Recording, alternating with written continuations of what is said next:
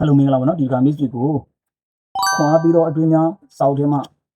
ကျင်းမြောင်းသောလမ်းကိုရှောက်ပါဆိုတဲ့ခေါင်းစဉ်လေးနဲ့တင်ပြပေးမှာဖြစ်ပါတယ်ဒီဗီဒီယိုလေးကိုအဆုံးထိကြည့်ပြီးဖို့တောင်းဆိုချင်ပါတယ်ဒါဆိုရင်စရကြအောင်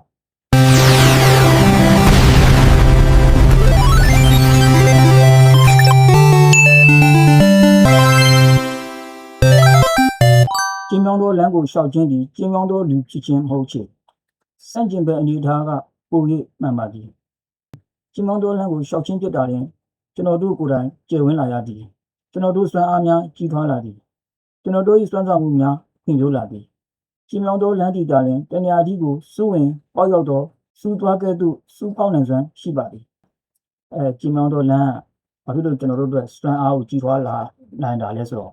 ကျင်းမြောင်းသောလမ်းတာနဲ့ကျွန်တော်တို့ရဲ့စွမ်းဆောင်မှုကပုံမှန်ဖွံ့ဖြိုးလာမှာဖြစ်ပါတယ်နော်ဘာအဓိပ္ပာယ်လဲဆိုတော့ကျွန်တော်တို့ကကျင်းမြောင်းတဲ့လမ်းမှာလူတွေမလုံနိုင်တဲ့အရာလူတွေမသိတဲ့အရာကျင်းမောင်းတော့လမ်းမှာရှိများတော့ဖြစ်ကျင်းမောင်းတော့လမ်းကိုကိုယ်လုံးမယ်ဆိုရင်ကိုယ်မမြင်ရတဲ့အရာတွေစွမ်းအင်မမြင်ရတဲ့ကျွန်တော်ရဲ့စွမ်းဆောင်မှုတွေဖွံ့ဖြိုးတိုးတက်လာမှာပဲဖြစ်ပါနော်စက်ပါနော်မိမိပညာတို့မဟုတ်ဂီတတို့မဟုတ်တိတ်ပံတို့မဟုတ်အခြားတန်းကျင်မှုအရရက်ကိုပြေဝအောင်ကြိုးပမ်းတူတိုင်းဒီကျင်းမောင်းတော့လမ်းကိုရှောက်နေတူပြင်ဖြစ်ပါသည်အမှပေါ်ပြတာနော်ကျင်းမောင်းတော့လမ်းကိုလိုက်တဲ့တူပြဘယ်လိုလူတွေလဲဆိုတော့နော်ဂီတတို့မဟုတ်တိတ်ပံတို့မဟုတ်အခြားကျွမ်းကျင်မှုအရေးရက်ကိုပြေဝအောင်ကြိုးပမ်းတူတိုင်းဟာကျင်းမောင်းတို့လမ်းကိုလိုက်တဲ့သူဖြစ်တယ်ဆိုတော့သူကဖော်ပြထားခြင်းပဲဖြစ်ပါတယ်နော်စက်ဖတ်မယ်နော်သူဒီအဓိကရည်ရွယ်ချက်ကိုလိုက်နိုင်အောင်ဘဝကိုကျင်းမောင်းဖြစ်သူဖြစ်ပါသည်ဟိုရည်ရွယ်ချက်ကိုလိုက်နိုင်ဖို့အတွက်သူ့ရဲ့ဘဝကြီးကိုပြီးဘယ်လိုခေါ်မလဲကျင်းမောင်းတဲ့လမ်းလေးကိုတိုးဝင်လိုက်တာဖြစ်ပါတယ်နော်ဒီပဲစုပြောရနော်ထို့သောလောက်ကန်ချင်းကြောင့်ဖြစ်ထွန်းလာခြင်းသည်သူတို့ကြွယ်ဝင်းသောဩဇာရှိလာစေပါသည်သူကကျင်းမောင်းတဲ့လမ်းကိုတိုးဝင်ပြီးမှမျက်စိစုံမိတ်တိုးဝင်ပြီးမှရှောက်လန်းတဲ့သူကတစ်ချိန်ကျရင်သူတို့ဘဝကြီးဘောတော့ကျင်းမောင်းတဲ့လမ်းကိုလက်လျှောက်သွားတာ ਨੇ အတူတူပဲလို့ပြောခြင်းဖြစ်ပါတယ်နော်ဒါမှလည်းသူတို့ကကျင်းမောင်းတဲ့လမ်းကိုရှောက်တဲ့လူတိုင်းကဘာဖြစ်လဲကြွယ်ဝင်းသောလမ်းကိုဘယ်လိုလဲရှောက်တဲ့လူဖြစ်ပါတယ်နော်ဒီလမ်းနှစ်ဘက်ကိုအမြင်မှားပါနဲ့ရင်းဤအမြည်တညာများကိုလည်းသဘောပေါက်မှုမလဲမပါစေနဲ့တင်းဒီကျယ်ဝင်းလွယ်ကူသောလမ်းကိုရှောက်နေပါရင်တစ်ဖက်ပိတ်လမ်းတွင်ခီးဆုံးရအလားအလာများအမြင်များပြားမည်အမှန်တော့ကျယ်ဝင်းတဲ့လမ်းကိုလည်းသူကပြန်ပြီးတော့ရှင်းပြထားနော်တင်ရတဲ့ကျယ်ဝင်းတဲ့လမ်းကိုလက်လျှောက်မယ်ဆိုရင်တော့တစ်ဖက်မှာအမြင်များနဲ့ရင်ဆိုင်ကြုံတွေ့ရမှာဆိုတဲ့အကြောင်းကိုဖော်ပြထားတာပဲဖြစ်ပါတယ်နော်တင်ရကျယ်ဝင်းတဲ့လမ်းကိုလိုက်မယ်ဆိုရင်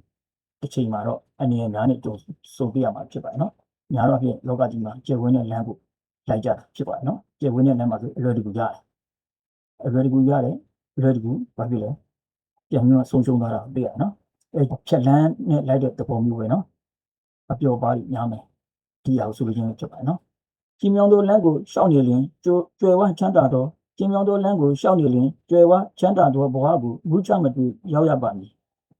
နော်ကျင်းမြောင်းတဲ့လမ်းကိုတိုင်းမယ်ဆိုရင်ကျွယ်ဝချမ်းသာတဲ့ဘဝကိုရောက်ရှိမှာဖြစ်တယ်လို့ပြောရနော်ယုံကြည်သူရောက်စီတိုင်းမှာလည်းလမ်းနှစ်တွေ့ရှိတယ်နော်ကျင်းမြောင်းသောလမ်းနဲ့ဘာဖြစ်လဲ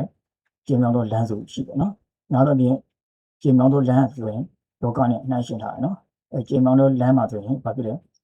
ဟိုလောကပျော်ရွှင်မှုတွေလောကအရာတွေနဲ့ပြည့်ကျက်နေတဲ့လမ်းပဲဖြစ်ပါတယ်နော်များသောအဖြစ်လူတွေ90%သောလူတွေကကျယ်ဝန်းသောလမ်းကိုပဲရွေးချယ်ကြတာဖြစ်ပါတယ်နော်ဒါပေမဲ့ကျယ်ဝန်းသောလမ်းတစ်ချိန်မှာဘာဖြစ်လဲအနေနဲ့ကြာရောက်မဲ့လမ်းပဲဖြစ်ပါတယ်နော်ယုံကြည်သူများအနေနဲ့လည်းကျင်းမြောင်းသောလမ်းကဘာလဲဆိုတာယုံကြည်သူရောက်စီတိုင်းအသိရှိသူဖြစ်ပါတယ်နော်ဒီစာအုပ်ထဲမှာပါတဲ့ဟာကိုမိတ်ဆွေတို့သင်ခန်းစာဖြစ်ပါတယ်နော်ရောက်စီတိုင်းဗီဒီယိုကိုဆုံးဖြတ်ကြည့်ပေးတဲ့အတွက်ကျေးဇူးတင်ပါတယ်ရောက်စီတိုင်းကို拜拜